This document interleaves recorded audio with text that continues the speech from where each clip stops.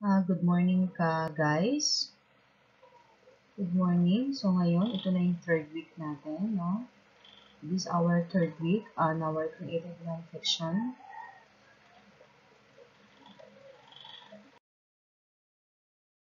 Discuss the creative nonfiction, especially we are on our week 3, is all about the essay and the narrative structure in creative nonfiction.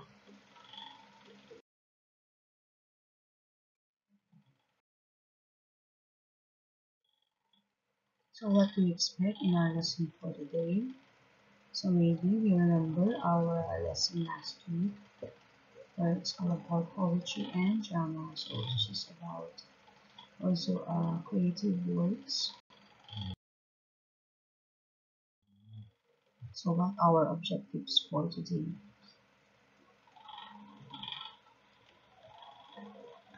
We have to analyze and interpret the elements, themes, and techniques that is used in works fiction.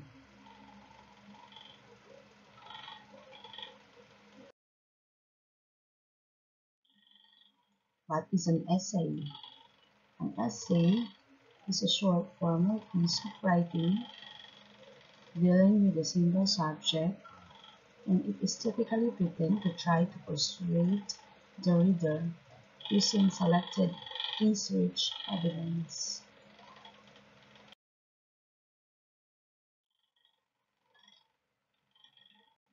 There are 7 steps in writing an essay.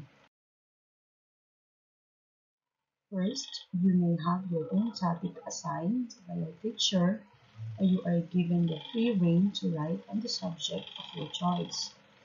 And first, you have to define your purpose and evaluate your purpose, and make sure that you are yourself interested in yung topic.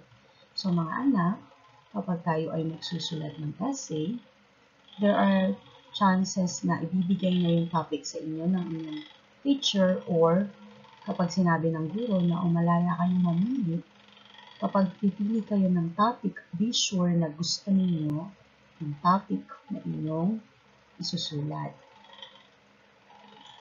Second step, you have to prepare an outline or diagram of your ideas.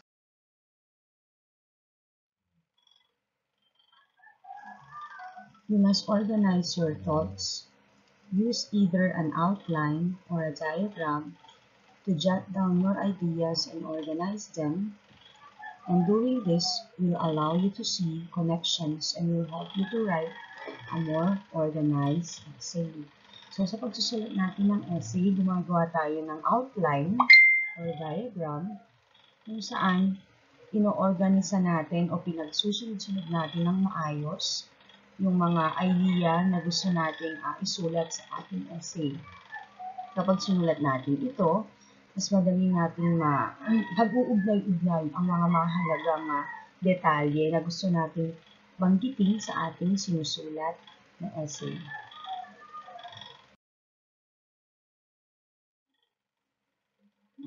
Pangatlo, number 3, you have to write your thesis statement. Your thesis statement tells the reader the point of your essay.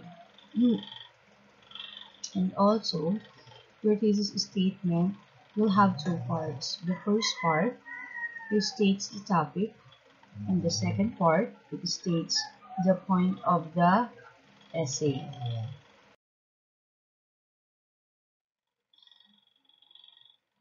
Number 4, you have to write the body.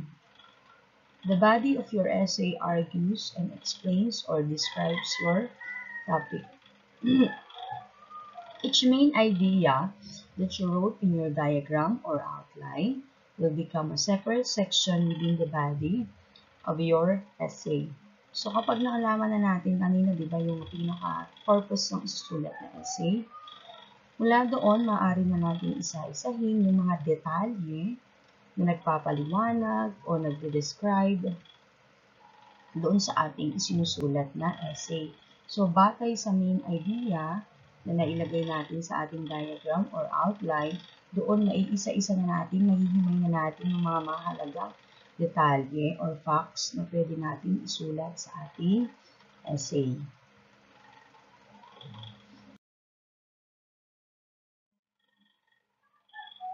Number 5, you have to write the introduction. Yung ating tatandaan sa pagsulat natin ng introduction, it should be a hook. The introduction should attract the reader's attention and show the focus of your essay. You can use shocking information. You can use a dialogue, a story, a quote, or a simple summary of your topic. So, sa pagsulat natin ng introduction o panimula, dapat ito ay kaakit-akit sa mambabasa at nakapupukaw ng atensyon ng babasa ng ating isinusulat na essay. So, yung mga pamamaraan sa pagsulat ng ating panimula or introduction, kailangan yung talagang pupukaw sa atensyon. So, kailangan to, pwede natin gamitan ito ng mga quotation or sikat na pahayag mula sa isang sikat na tao. Maari din nagkukwento kayo o nagsasalaysay sa umpisa na nakapupukaw pa rin ng damdamin ng mambabasa. Maaaring ang introduction natin ay dialogue or usapan. Maaaring sikat na linya galing sa isang pelikula. O maaari ding maikling, ang sabi natin summary, maikling parte ng pinakakabuuan ng ating isusulat na sanaysay.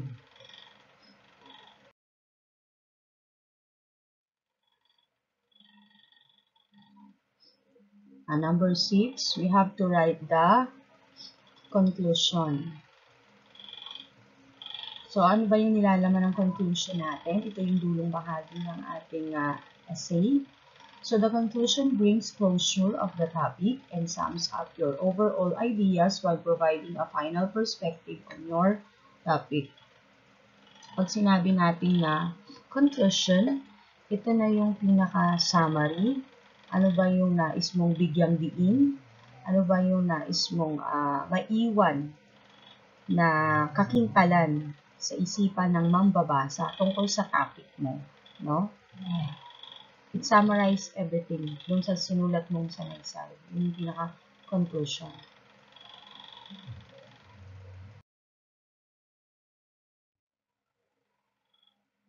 Okay, number 7. We have to add the finishing touches. So, yung sa pinakadulo, kung akala mo tapos ka na, you have to check the order of your paragraphs. Alamin natin kung maayos ba ang pagkakasunod-sunod ng mga pangungusap at ng mga talata natin sa ating essay.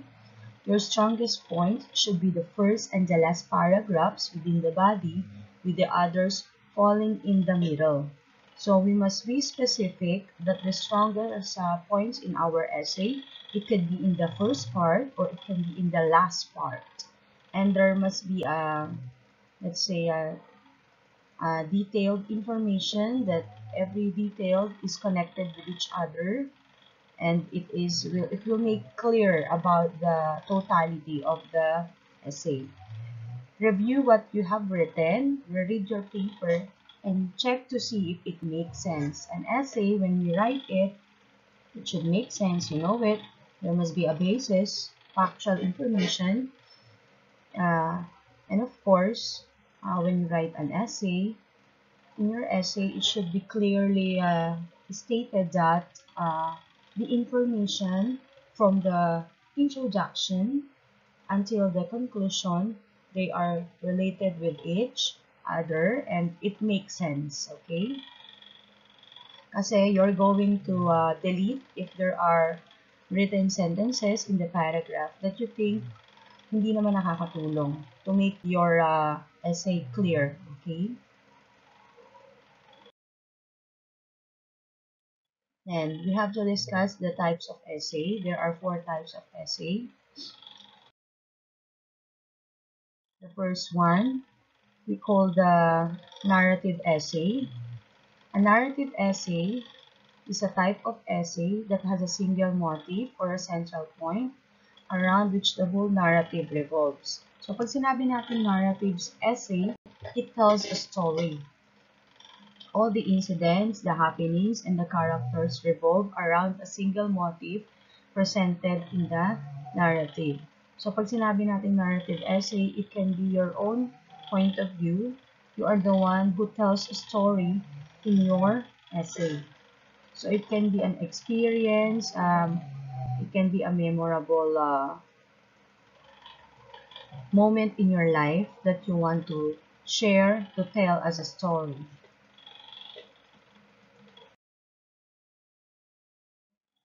A persuasive essay. So what is a persuasive essay? It is full of all the convincing techniques that a writer can employ. It presents a situation. It takes a stand, either in its favor or against it, to prove the readers whether it is beneficial or harmful for them. So, pag sinabi natin persuasive, it convinces the target audience. So, meron ka ditong nais patunayan. Nais mong ipakita sa iyong persuasive essay, no? Yung isang present situation, kung ano nga ba yung stand mo, kung either ikaw ba ay favor or against. Nais mong ipakita dito kung ano ba yung beneficial o makakabuti dun sa topic na gusto mong italakayin sa iyong essay, or ito ba ay nakakasama. Okay?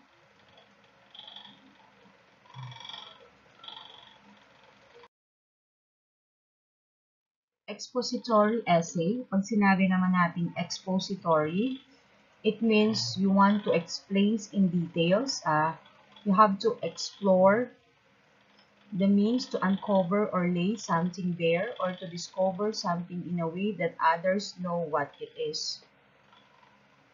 An expository essay is a genre of writing which tends to explain, illustrate, clarify, or explicate something in a way that it becomes clear for readers. Kapag sinabi natin expository, ang pinapakita dito ay ang mga mahalagang detalye kung saan ipinapaliwanag natin, kinaklarify natin, no? Or inu-illustrate natin yung topic natin. So, dito, pinapakita nga natin yung dinidiscover natin yung something in a way that others know what it is. Pinapakita natin yung malalim na detalye dun sa nais natin ipakita, ipaliwanag sa ating sinusulat na essay.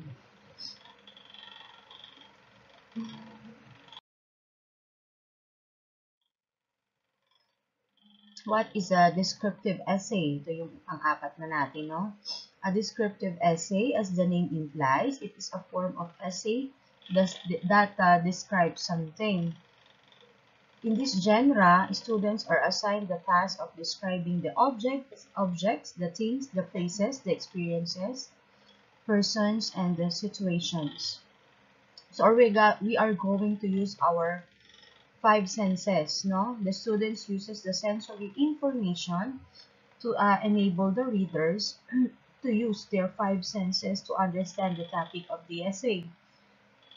It can be the sense of sight, the sense of smell, our sense of taste, the sense of touch, and the sense of our hearing, where we vividly describe, no, something about the topic. We can use the simile, the metaphor, or other figurative language. And of course, what is important to be used in a descriptive essay, we use adjectives, no, that describes best.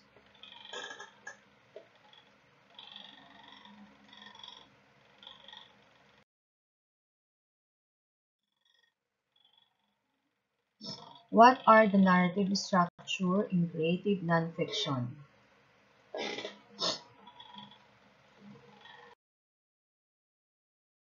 First, mapapansin natin dito, no?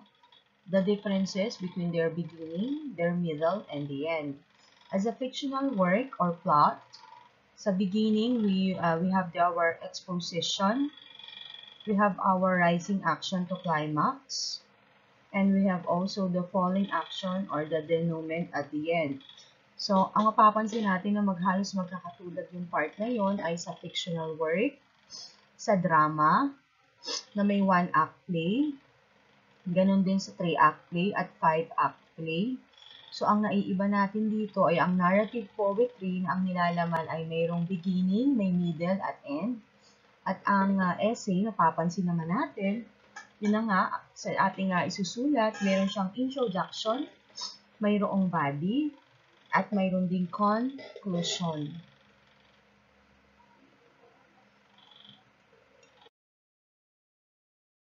So, what are the perspective in creative nonfiction? So, isa sa mahalagang parte pa rin ito ay ang intonation or baritone. It is used in speech to determine what message you want to convey, and the patterns of voice include the following. Una, we have the rising intonation. Example, are you ready to listen? Yan. So, nakita natin na pataas yung ating intonasyon. Pangalawa, falling intonation. Example natin. When are you going to listen? So, pababa. When are you going to listen? So, falling intonation yon. How about fall and rise intonation? Would you like to listen? Would you like to listen? So, taas, baba. So, those are the intonation that we can use in our speech as a perspective natin in our creative non-fiction.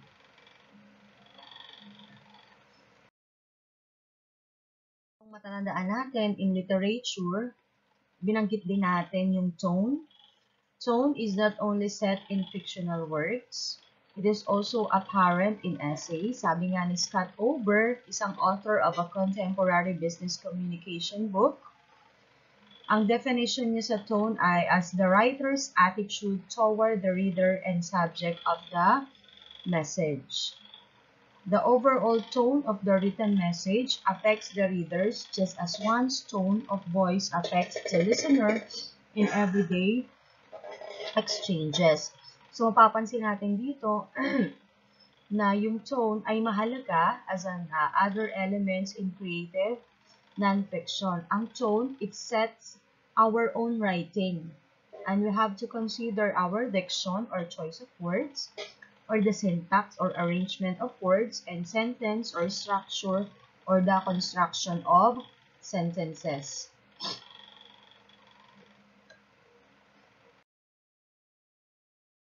Types of point of view. So we have 3 types of point of view as we have discussed it earlier in our other topics. First, we have the first person point of view. We have also the second person point of view. And we have the third person point of view. So, isa-isahin natin ipaliwanag. What are these 3 types of point of view?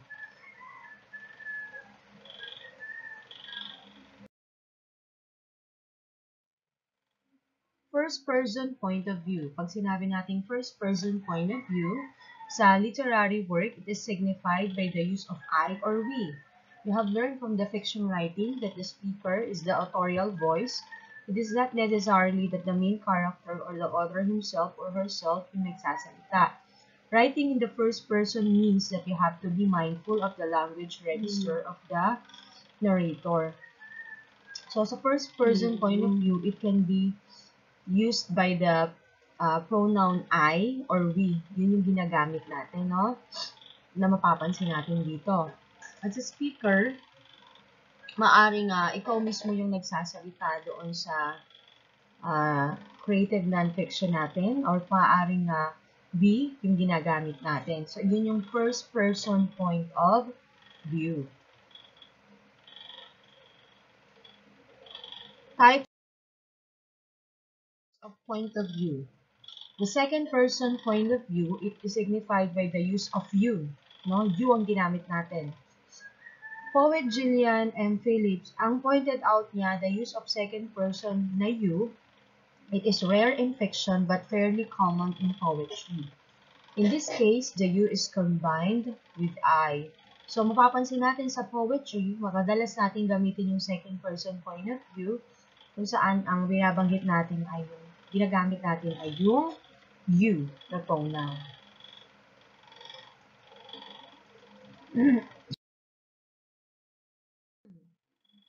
Sa third person point of view, papansin natin dito, this point of view, it's signified by the use of the pronoun na he or she or it and they. At ang speaker is not one of the speakers of the narrative. The character also does not participate in the flow of the story and is therefore not affected by it. As we have learned also, there are 3 ways of writing the third person point of view. Pag sinabi natin third person point of view, so sa pagsasalaysay o pag-narrates dun sa story or ating sinusulat, no, mapapansin natin dito na it's either that is a point of view from the director or from the one who is watching the story or the movie. So, hindi siya part or character doon sa mismong ating creative works.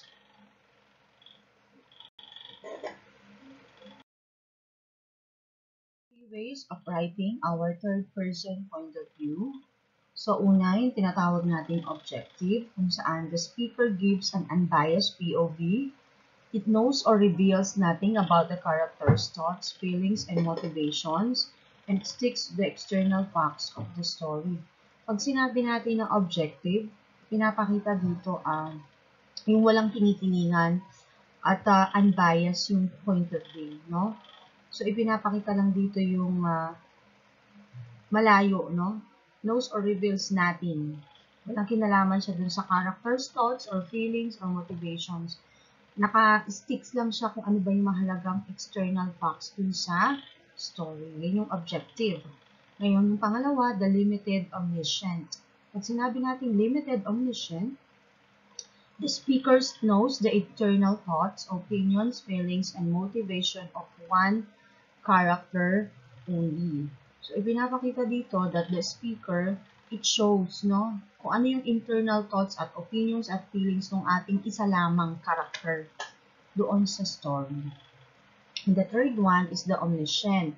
Pag sinabi natin omniscient, the speaker knows and at least partially reveals the internal thoughts, opinions, feelings, and motivations of all the characters ang nandun, and describes almost everything about the places. So, in detail, nakikita ng omniscient POV as a speaker, napakita niya at least daw partially yung internal thoughts and opinions dito ng lahat ng character. At na-describes din yung lahat ng detalye tungkol dun sa place or setting of the story.